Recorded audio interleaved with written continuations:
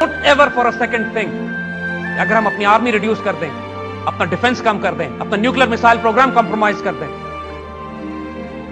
हम उसके बाद 3 साल जिंदा नहीं रह सकेंगे. We will all be slaves of Hindus once again.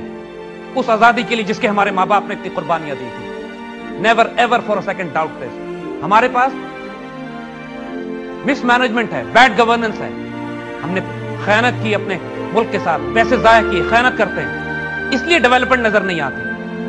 मगर इसका मतलब यह नहीं है कि हम अपनी इज्जत और आबरू की हिफाजत के लिए जो हथियार बना सकते हैं वो भी ना बनाएं.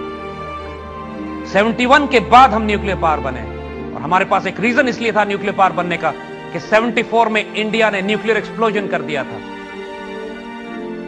71 में वो पाकिस्तान तोड़ चुका था, 74 में उसने न्यूक्लियर एक्सप्लोजन कर लिया. The balance of power was so much in their favour that they were planning to overrun Pakistan in 3 years.